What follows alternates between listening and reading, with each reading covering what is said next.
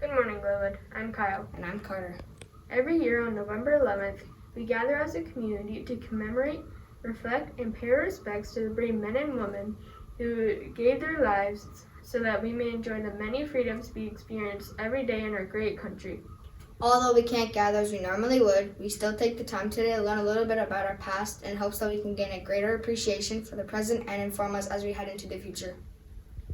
In this video presentation, you will hear about some of the events, places, and people from Canada and all over the globe that fought selflessly so that we may live in peace.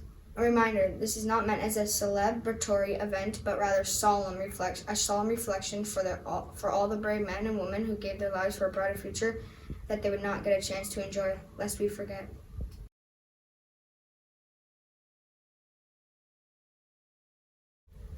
Have you ever wondered why November 11th is Remembrance Day? For some insight, let's check in with Abby and Waleed. I think about a lot of things during the day, but something I think about a lot is why we have Remembrance Day. There are many reasons on why we have Remembrance Day, but the biggest reason is to remember and honor all the people who lost their lives during the war, and to reflect on how lucky we are. Remembrance Day is observed on the 11th of November to recall the end of the First World War on that date in 1918, which formally ended on the 11th hour of the 11th day of the 11th month. The agreement was signed between Germany and the Allied forces in Paris on Monday, November 11th. We recognize Remembrance Day every year on the 11th hour of the 11th day of the 11th month.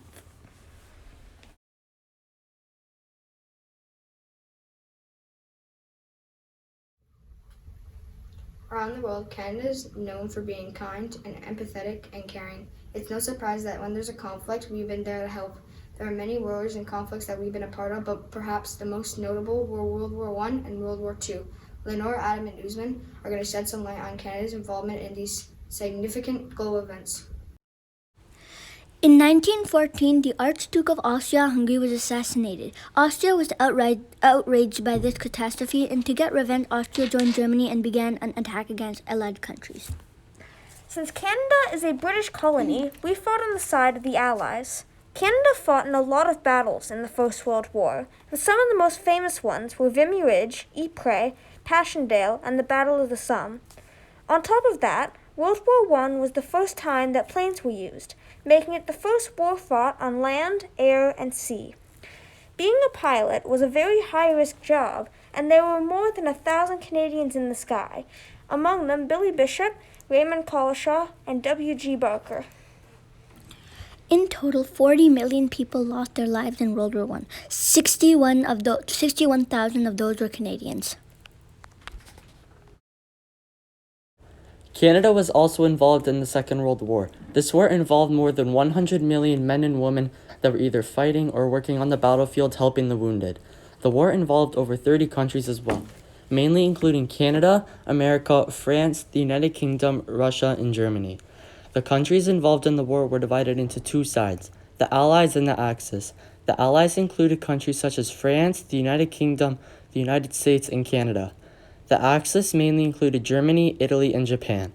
The Axis was led by Adolf Hitler, while the Allies were led by Franklin Roosevelt of the United States, Winston Churchill of Great Britain, Joseph Stalin of the Soviet Union, and William Lyon Mackenzie King of Canada. Our main contributions to the war were helping secure Normandy Beach on June 6, 1944, or D-Day. There, 156,000 soldiers, including Canadians, landed on 5 beaches along a 50-mile stretch in Normandy, France, which were heavily fortified. We secured Normandy Beach and advanced deeper into France. We also ended up taking France back from Germany and helping to stop Germany from capturing other territory. In addition, we helped defend Hong Kong when Japan attacked it on December 7, 1941. Though we weren't the main talk in the war, our help was a big part in keeping everybody safe. We ended up winning the war on September 2nd, 1945. However, we suffered great losses. We lost 45,000 lives during the war, and another 55,000 were hurt during the war. We had also lost almost $22 billion in damages, supplies, and other war-related causes. It took about 20 years for Canada to recover from the damage that World War II costed us. But here we are now, living in peace. and we should be thankful for the lives and freedom the soldiers have given us.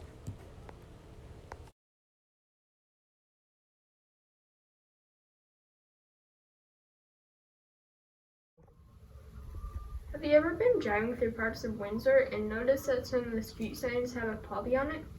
Maybe you've been at a park that had a big plaque with a bunch of names on it. These special places are named after very important events and places that brave men and women from Canada and Windsor, Essex were involved in. Here are Kira, Sally, Anya, Julia, and Landon to tell us about a few of these special events in Canada's history. Thousands of Canadian soldiers lost their lives in the First World War.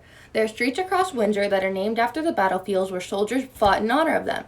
Every street sign that has a poppy marked on it is a reminder of their sacrifice. The Battle of Ypres was fought on October 19, 1914, close to Ypres, a Belgian city. This was only one of 3 battles fought on this territory during World War I. The second battle began on April 22, 1915, and the third battle was fought on July 31, 1917. In World War I, many other countries, including France, Germany, Italy, Greece, Montenegro, Portugal, Romania, the United States, and many more, were fighting. Canada was automatically at war because Britain was at war, and they pledged to support Britain no matter what. In the first 48 hours of the battle, over 6,000 Canadian soldiers had casualties, over 2,000 had perished, and many more were also captured. The Canadian troops had to be very strategic of their situation until reinforcements came. The Battle of Ypres came due to an attempted attack that came from Allies and Germans who had failed to achieve breakthroughs. Both sides had settled into the trench warfare that would characterize the remainder of the war. The second battle was very significant because it was the first time that any colony defeated Europe on their own soil. This became a great legacy for all the Canadian forces. These battles were ones to remember. That is why there's a poppy on the Ypres sign.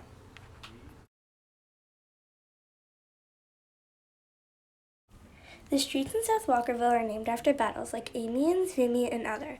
In Walkerville, they have signs that are imprinted with poppies.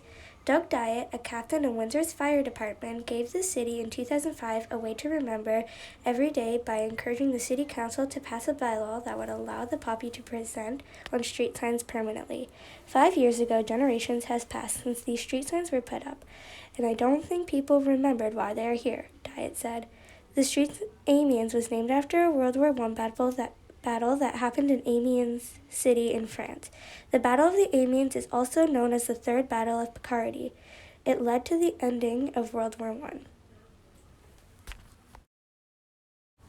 The Battle of Somme street sign started July 1st, 1916, ended November 18th, 1916.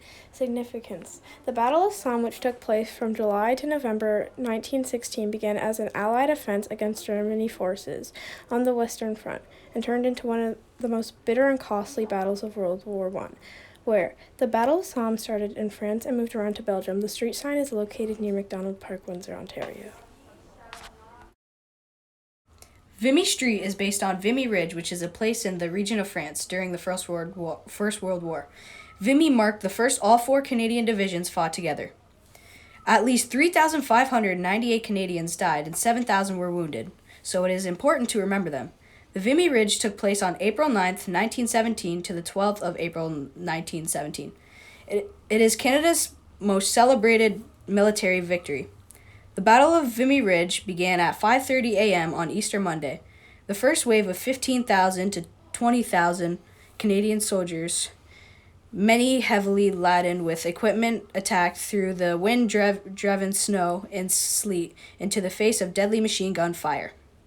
Did you know at Vimy Ridge the Canadian and German trenches were so close to each other, in some cases only about 25 meters apart, that the soldiers could hear each other on quiet nights?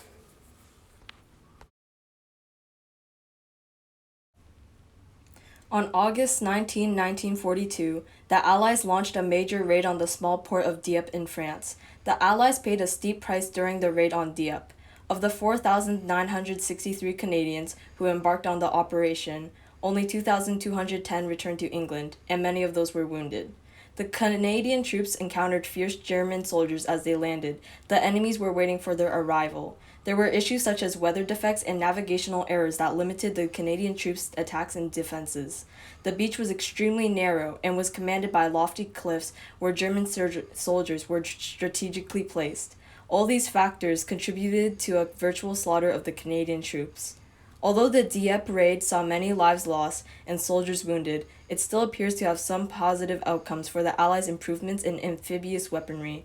While the cost of gaining this knowledge was undoubtedly risky, it likely saved many lives on the beaches of Normandy, where the Allies returned to the shores of continental Western Europe on D-Day, June 6, 1944.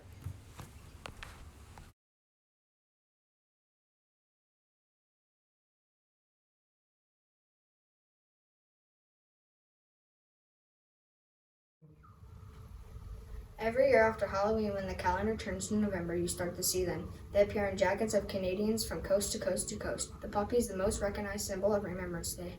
Hopefully you are wearing yours proudly today. Here are Ashley and Alessandra to provide a little bit of understanding as why this little flower is such a powerful symbol of remembrance.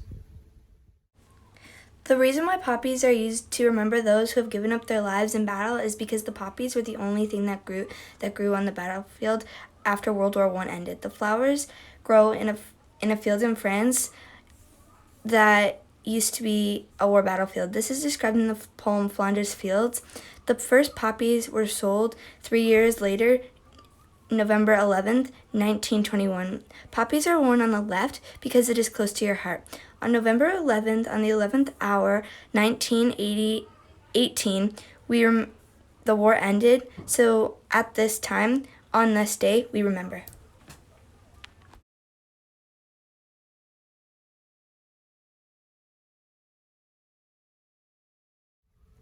The poppy is so important that it inspired someone to write one of the most well-known poems of the last century.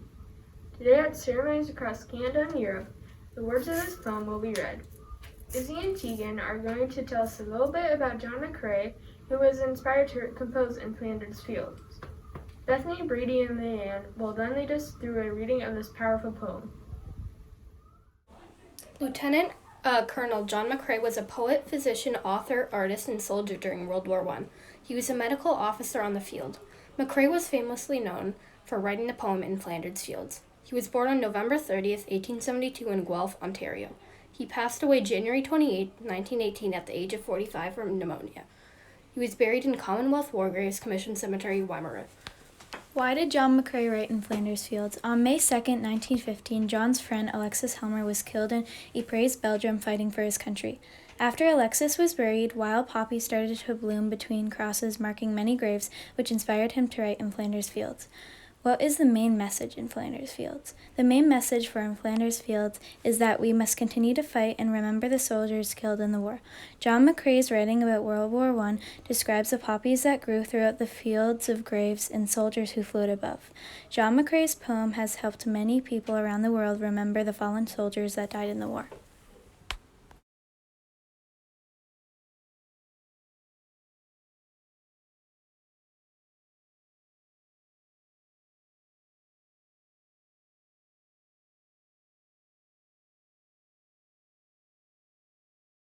In Flanders Fields the poppies blow, between the crosses, row on row.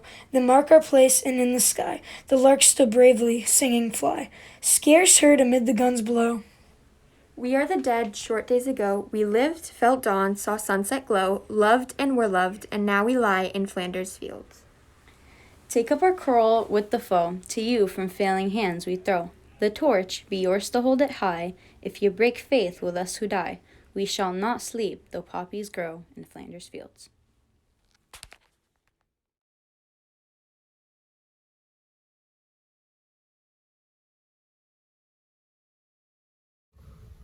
At ceremonies across Canada today, wreaths are being placed at statues, monuments, and cenotaphs. To explain a little bit about this tradition, here's Fatima and Fatima. Poppies are flowers that symbolize those who died in the military service. They're often presented on graves in the form of wreaths. Its circular shape represents eternity and the circle of life. Wreaths are laid at ceremonies around the world. The poppy is seen as the important symbol of remembrance of the very First World War.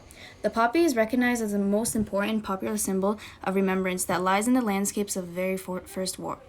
It is seen that the red petals represent the blood of those who died, the black in the middle is the mourning of those whose loved ones never came back, and finally the green leaf shows hope growing after war.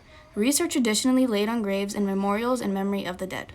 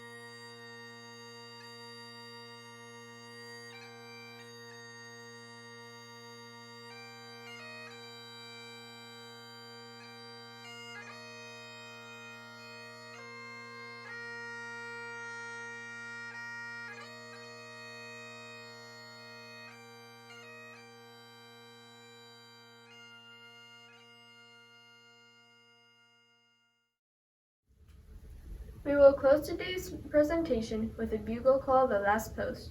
We ask that you please stand if you are able and remain silent. At its conclusion, we ask that you remain standing for a moment of silence. Please use this moment to reflect on what it means to be Canadian, the wonderful opportunities afforded to us, and the brave and selfless men and women who paid the ultimate sacrifice for us. Finally, we will conclude with the playing of our national anthem. We hope you learned a little about this important day in our country. Take some time today to be thankful and remember who gave it all so we could have it all. Lest we forget, thank you.